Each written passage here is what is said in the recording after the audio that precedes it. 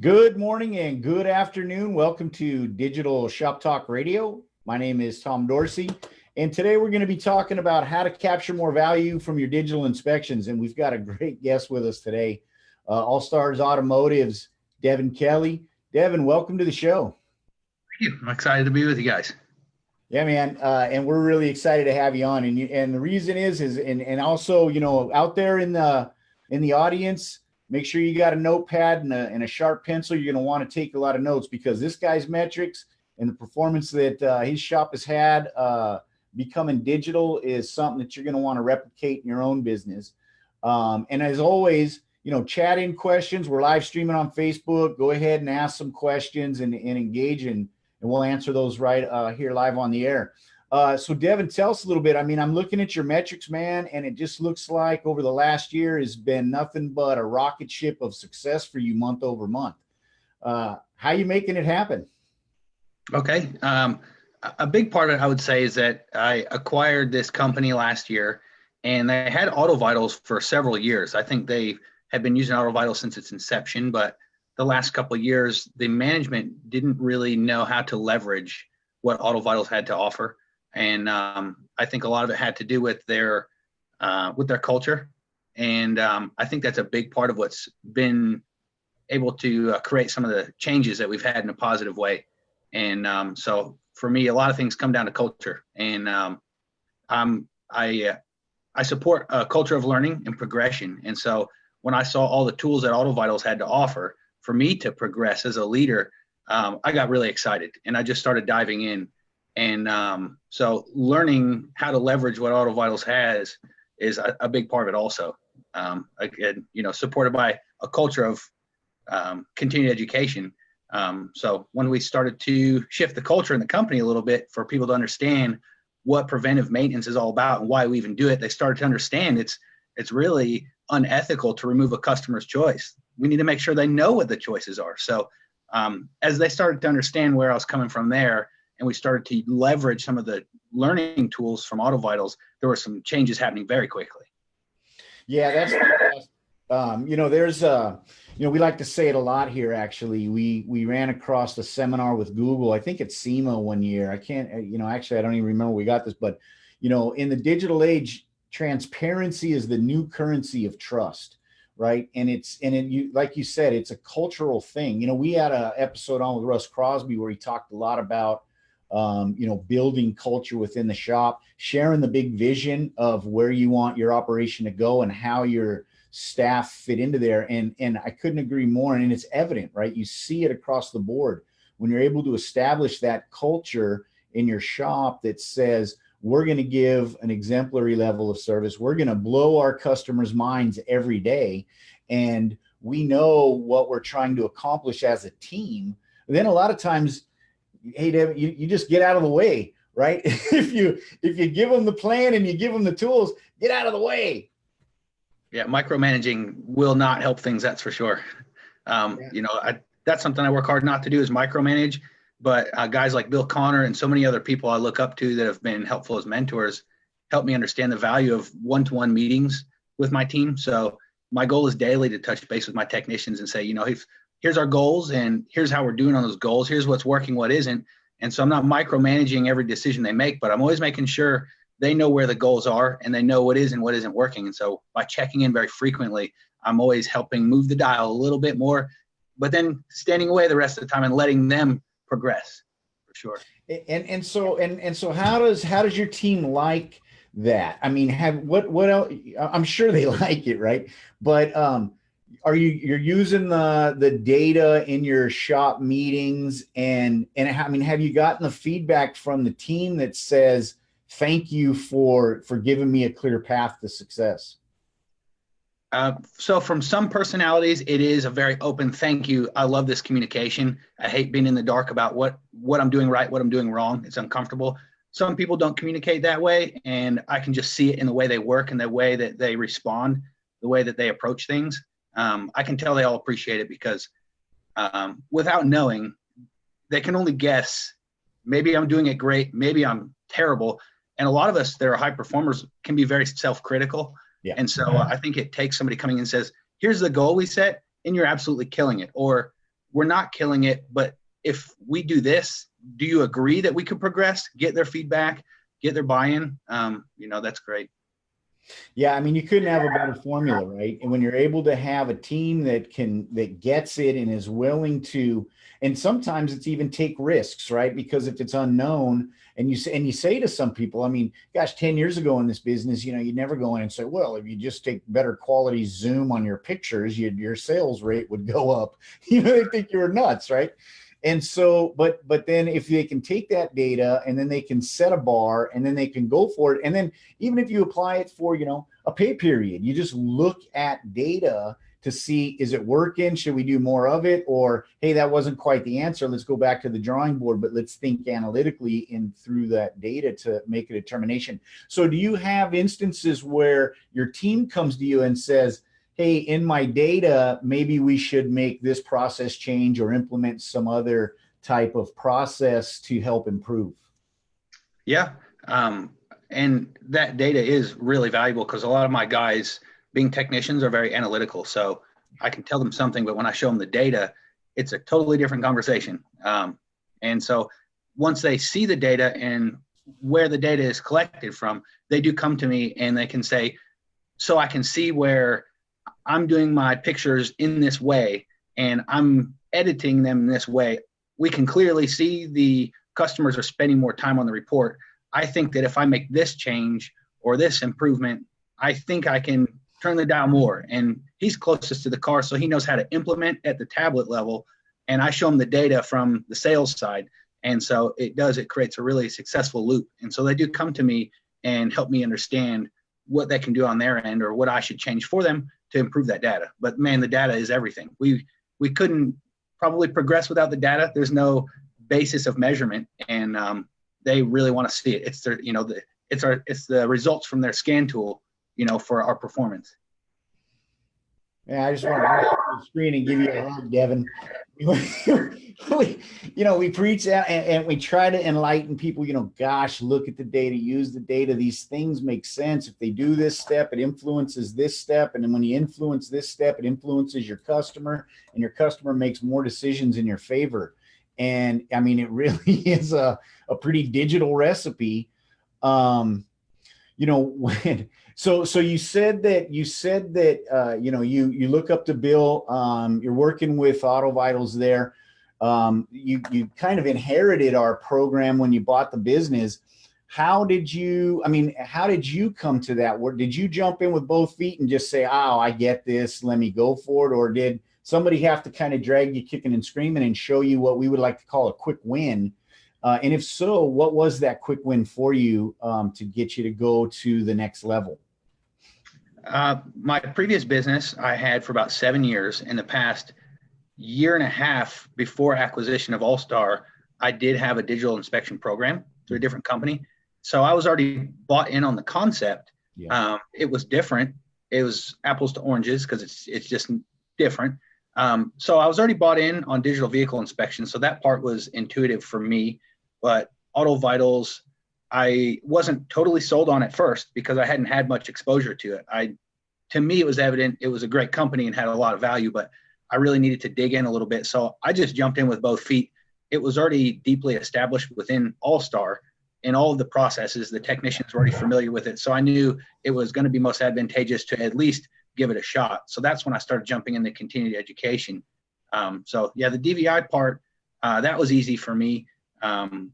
And then how Auto Vitals does it, because it is a little different than the previous company I used, that I'm not going to say it took convincing, but it took some time for me to understand how to leverage it.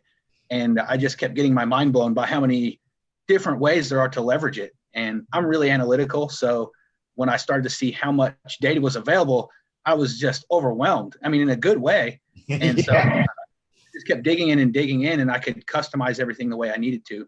So, I guess for me, seeing the continued education that's available and seeing all the ways to analyze data, I just started digging in to learn how to understand, how I was going to leverage it.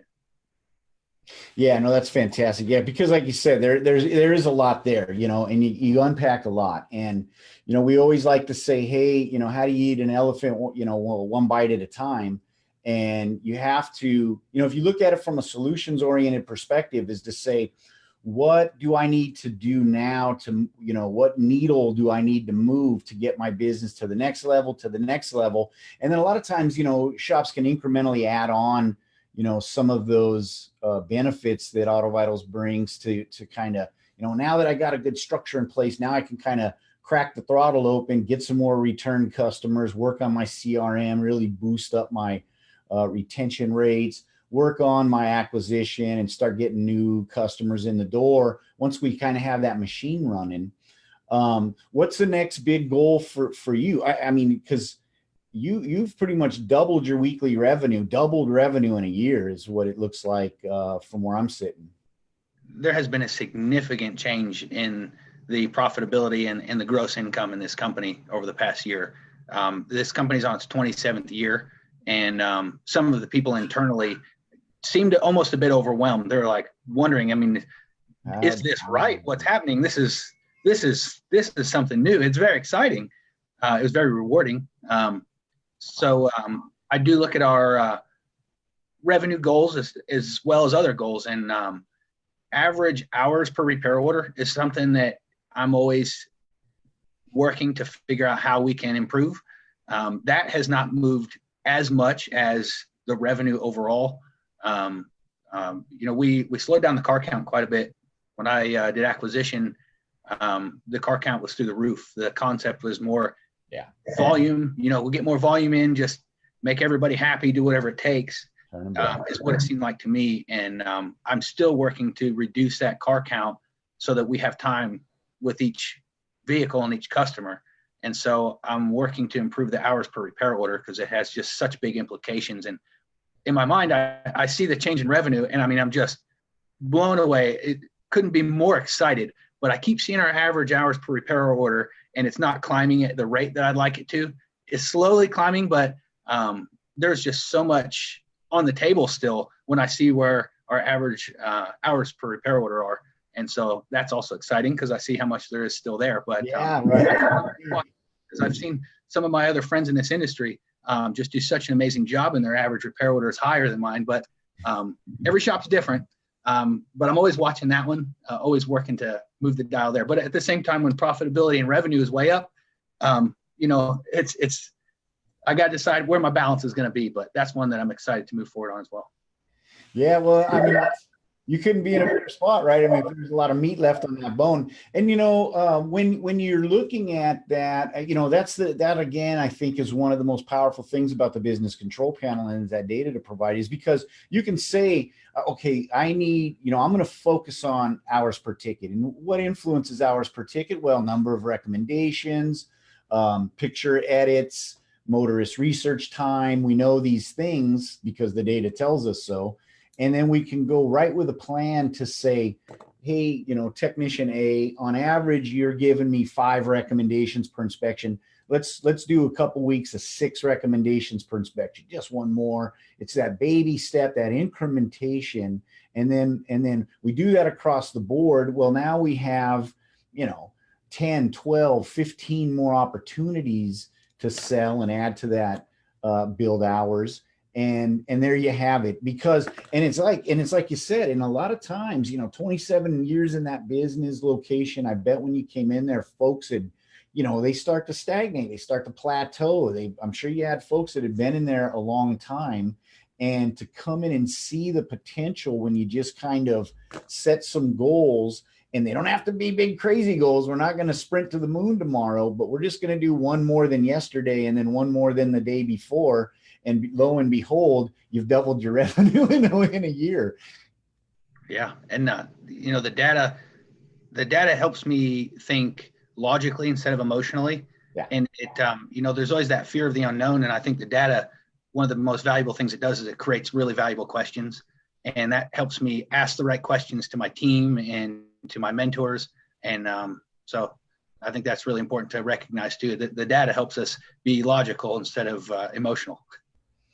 So then, yeah, no, exactly. That takes all, that makes your shop meetings productive. They actually become productive because a lot of times, right? I mean, it becomes a a complaining session. If you get into he said, she said, I observed this, but data doesn't lie. Data, like you said, takes all the emotion out of it. Now all of a sudden we have a very productive team meeting where we can go in and just go, here's the results, here's the goals, here's what you need to do to get there. Go team. And then, like you said, get out of the way, let them go do that, because, 99.9, well, maybe 98% of employees are all they want to do is know what they need to do, and they're out there to deliver it and make you proud and make themselves proud in their profession. And you just have to give them the clear path and the transparency, and then they'll go after it. So what about from a customer's perspective? I mean, you're not in a small town, so you must have, are you booked out? I mean, how are the customers reacting to that level of service and transparency in your operation? There was a big transition at the point that I acquired the company. There were a lot of customers that weren't really a good fit, in my opinion. And so, but the good thing is there was way more customers than what we could service.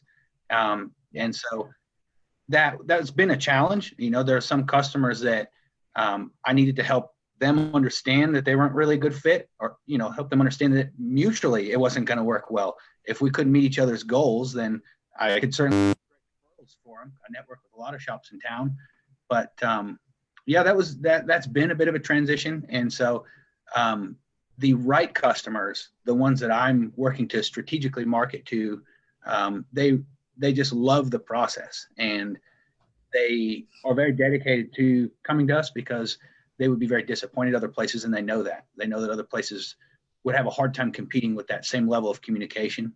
And so the customers that aren't a good fit, it's not really for them. Some of those people are reactive and not proactive, just in life in general. Yep. And they're not really looking for any communication. They're just looking for one simple thing, and they know what they want and don't want anything else. And so the right customers, it's everything to them. And we build a strong relationship quickly. That's a long lasting relationship, not just a transaction.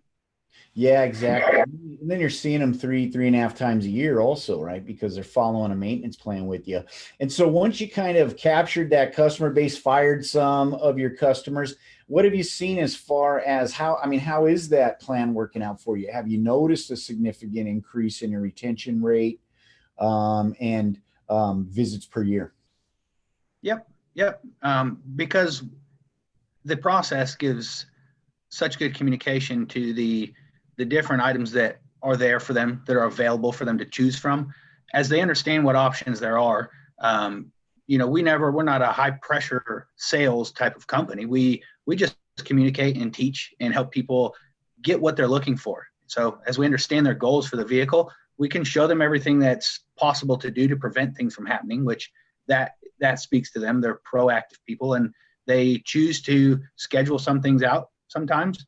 And we can do it on their oil and filter service intervals, or as they are capable. And so just them knowing what's able to be done, they realize there's a lot of things they could do to prevent problems. And since that's what they want to do, we just start getting it scheduled out. Yeah. I mean, if you didn't take anything away from this show other than that, you write that down, because, that's pure gold for you right there.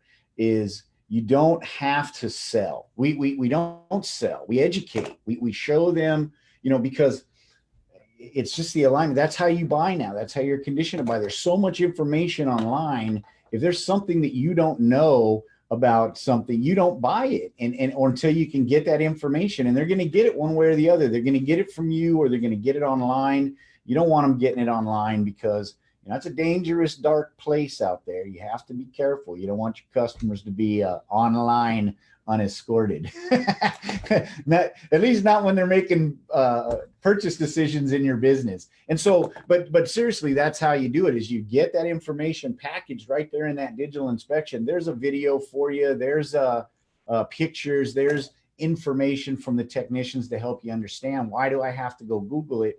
I can make a faster decision, and I make an educated and informed decision, and that's that leads me to the sale, because you provided me the education that I needed to make that decision.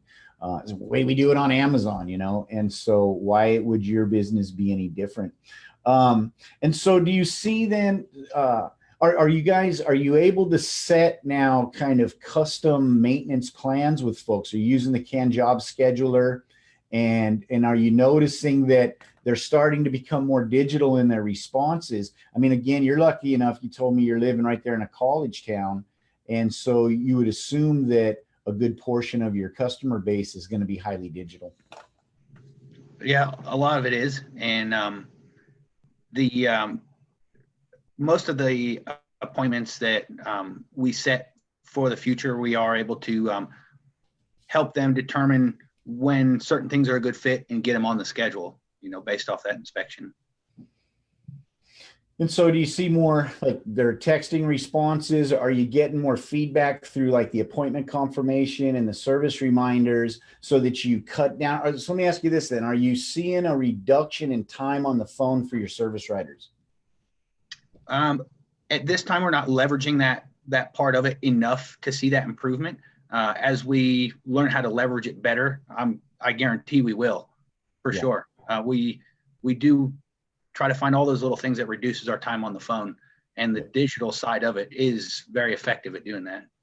Yeah, and that's really exciting, right? Is because you have, like you said, I mean, there's a lot of meat left on the bone. There's a lot of improvements that you can make in your business, and really you haven't hit the ceiling. So that's got to be an extremely exciting position to be in. I know there's probably a lot of people out here listening that are jealous, but you know what? You can do it too. You make a plan, you develop that culture, you put a repeatable process in place, you leverage the digital tools that AutoVitals provides you, and you just from that point, you just watch the numbers. If the trend is going down, correct it until it's going up. Keep the trends going up. Business grows. You get happy. Folks are happy. Customers are happy. Crew's happy. And pretty soon you're woohoo. You get to start running your business from a cruise ship or a bass boat, and that's the American dream. So if you're not doing it now, if you're an AutoVitals customer, get in there and start to get that data figured out. Give us a shout out. Talk to us on Facebook. Ask questions. We'll help you out. There's plenty of videos on help.autovitals.com that'll help you to start putting a basic plan together, to start looking and managing those shop meetings using the data, because the results, Devin is telling us, is just, it's just overwhelming. And it's not 100%. I'm not going to claim AutoVitals is, the reason for Devin's success. Devin's a brilliant guy. He's using the tools and the data to develop a culture in his shop that's going to be forward thinking and hungry and aggressive and grow, versus, running around in inefficient kind of, chaos all the time, and then burning out and stagnating. And, we tend to drag our feet and be less productive when we have to operate in a environment like that. So Devin, can you expand your business? Do you have plans to go nationwide? Or are you going to franchise this success? I do plan to have more than one location. In our town, I waited several years to have an opportunity to get into a better location than what I had. Yeah. And this was a win-win for the previous owner of All Star and I. He was ready to retire. I was ready to expand. It was like a glove. And so as other locations become available, because a lot of us know there's a lot of people retiring and less people entering into the industry or expanding, there's going to be some of those opportunities that come up. As they do, I'm just trying to leverage my company to be ready financially and ready with my systems and procedures to be able to once again scale, because I went from a 4-bay shop to an 8-bay shop for this acquisition, and we scaled the processes and procedures. So I'm looking forward to being able to do that again, but into a second building. And my goal is 3 locations within the next 5 years. Very, very nice. That's how you do it. You could write a book, buddy. Put your processes in place, repeat your success. Once you do that, scale it up. And, you're in a great location. I mean, Missouri's a fantastic, growing business focused place. And so, like you said, if you had to turn away customers, it only makes sense once you got your processes down and you got your success down, you're going to expand that out and go get a bigger share of that market. So if you could, Guy, tell the people out here, maybe they just signed up with AutoVitals, maybe they're on the fence with it.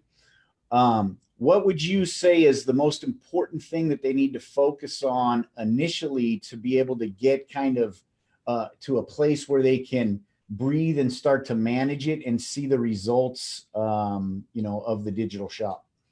Oh, that's a great question. And I'm excited to answer. It's actually going to touch on culture, because AutoVitals does a great job of providing the resources for us to be able to implement all that they have for us to use. But if you don't take some time with your team to help them understand what preventive maintenance is and why it's really unethical not to give the customer all the options that are there, they're not going to be bought in enough to help you move this ship. There's just so much you can implement. And if everybody's not on the same page, it's going to be an uphill battle. And so just taking that time to talk with the technicians in your team so that you understand where their head's at is just so important. I had technicians that I couldn't get them to recommend just things that to me were just obvious, even into a safety area. And when I started to talk to them about we're working to prevent problems, I'm going to be bringing in the right customers who are proactive, but I need you to understand that we are going to lose those great customers if you didn't give them the choices that they had, and then something falls apart or fails, and they find out that you could have prevented it. We're going to lose their trust forever. And so once I started to dig in and help them understand what we're talking about, why we're doing it, and what really is ethical and what isn't, I had their buy-in, and that made a world of difference. And so AutoVitals provides the great resources. And so if you can get your team to be receptive, it's going to make a big difference much more quickly. So I think that's where I would say is focus on the culture and what everybody's understanding of this is, because AutoVitals has got the stuff you need. Yeah, give them a big picture, empower them to go out and go after it, incentivize them to get it done, make it in quick wins, right? It's like riding a bike, you just take them step by step until they see the return. They will, and like in Devin's shop, it really, I'm sure there was a big piece of it, probably, Devin, that felt like a waterfall, but then you probably have also noticed that, just you're busier and better and higher over time, because I'm not even kidding, guys, is that this guy's metrics just go on it's just on a complete upslope over the last 12-month time frame across all of your metrics, all of your profit centers. Revenue's up, ARO's up, car count, return customers, inspection rate, scent rate. I mean, it's fantastic. Like I said, I wasn't kidding. You could write a book. Gosh, Uwe should probably give you a call and see if what you're doing in your spare time, if you wouldn't want to come to work at AutoVitals. Because, man, I tell you what, Devin, we could change the world if we had an army of guys like you out there that just tend to get it, understand what it takes to be competitive in today's market, how to attract those customers, because customers want to be loyal to you. They want to. Digital doesn't mean anything different from service. Matter of fact, it's more critical, in my opinion, to capture loyalty, because like you said, just takes that one little bit of, hey, you guys weren't really 100%, and boy, they'll roast you on Yelp. Not only will they never come back, none of their friends, anybody who reads those posts, you really have, you can do so much damage to yourself nowadays online if you're not careful. But on the other side of it, man, if you're transparent, you're just honest with people, and you give them great service, boy, will they brag to high heaven about you. And, you don't have to worry. Your business will come. What, Devin, what would you tell folks to avoid? What pitfalls would you tell the new guy to look out for as he's getting started? Trying to implement too much change too quickly, maybe. I got really excited when I started to dig in and learn what was available through AutoVitals. And Bill Connor was really good about helping me just pace myself and pace the rate of change. And that was really valuable, because I've implemented too much change too quickly before and had everybody frustrated. They didn't know what they were supposed to be doing because they really hadn't got down what I wanted to have done last month. And here I am changing something else. And I'm really passionate and I have to pace myself. So some of these changes I think we should implement and follow up very routinely and check on them and make sure we see some success before we make another big change and have expectations of other things to change greatly. So I don't know. I think I had to slow down my rate of implementation to speed the whole process up so that people got it. People all learn their own way, and I think they really should make some mistakes along the way to figure out how it's going to work for them. So not trying to implement too much change too quickly. I mean, if you've got those things that you know are way wrong and aren't going to work, sometimes you have to put your foot down and say, all right, guys, I know this is how we've been doing it. This is going to have to change. And you know what? Next week, we're going to change this too. So just get ready. But I mean, if you identify those few big fundamental things that have to change, don't be afraid to do it. But just be careful about how much you're changing, how quickly, because some of those things should develop slowly, I think. Yeah, no, that's great advice, right? Is you have to communicate effectively, you have to have a plan, you got to have the buy-in, and then you go for the quick win, right? The best way to implement change is to show that it's working and that it's a win. And once you do that, then they're ready and eager for the next step because, hey, more winning. Who doesn't want to win, right? And if you can just build that roadmap out and say, here's where we want to get to. And that's why that business control panel inside of your shop meetings is so powerful, is because you see the bar. Here's the goal today. And once we've hit it, hey, let's celebrate. And now we're going to move the bar. How high should we move the bar up? And you get them involved. Let them tell you, because you know what? We're competitive people. And we want to say 10%. Heck no. Let's go for 20%. Now, what do you have happening? You've got your staff motivated to do more and raise the bar and the goals higher than even your expectations. And then when they get out there and they're successful, celebrate it, fill their pockets up, make them happy. And then they're just going to keep going for it. And then lo and behold, you've built a culture where, because that's the key, guys. You want to become absentee owners. You want to be more remote in your business. You got to trust them. You think it's about security cameras. It's not. It's about building a culture of teamwork. Teamwork makes the dream work. And you have their back. They're going to have your back, whether you're in the shop all day or not. Devin, brilliant, man. I'm super excited to see the next year of your success. Can't wait to have you back on and talk about how some of those next steps work out for you and what those results look like. Folks, if you want to get in touch with Devin, hit him up on the Facebook forum. He's at All Star Automotive in Missouri. You can't miss him. If you got questions about today's episode, or you want to, talk about, give us some topic ideas or come on as a guest, reach out on Facebook and keep that conversation going. Tom, might be a good time to get some comments that we got from Facebook here to share with them. Somebody's been really active today is Kathleen Jarozik, one of our favorites from Expert Tech in Florida. Hi, Kathleen. So she's pumping up the education piece, right? She said, yes, educate. She likes all the education you're doing, both for your employees and for your customers, Devin. We are the professionals. Our job is to show them the good parts as well as the failures, right? That's what Kathleen chimed in. So thanks for Kathleen for that. John also shared a great customer review. This is from one of his customers, John Jobs. I could not be more impressed with the service I received. I was provided with an entire document with photos that showed every single thing that was checked out on my car, and they gave me genuine advice about what steps I should take first. They are so customer focused, and I have the utmost integrity that I will never bring my car elsewhere. That's like just really preaches to digital inspections right there, right? It doesn't sound much better than that. Now that's gold. That is solid gold. But JJ is an outstanding operator. He probably has stacks of reviews like that.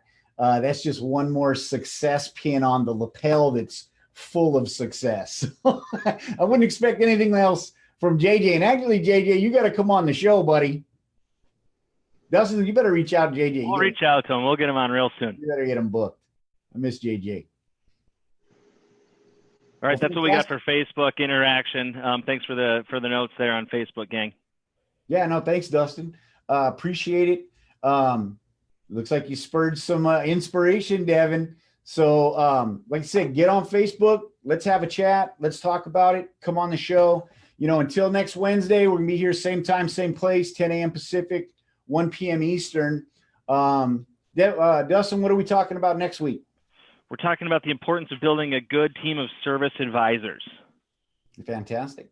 So good. More culture building, and more. And we'll have another shop owner on talking about success and teaching you how it's done. So until then, get out and make some more money. Take some of this inspiration that Devin just gave you and implement it into your shop. Start with that data in your team meetings. You will not be sad. It's going to help your business grow and your culture to, become very proactive for your operation. Looking forward to talking to you next Wednesday. Thanks again, Devin, man. You were brilliant. Thanks, Dustin. You guys have a great day.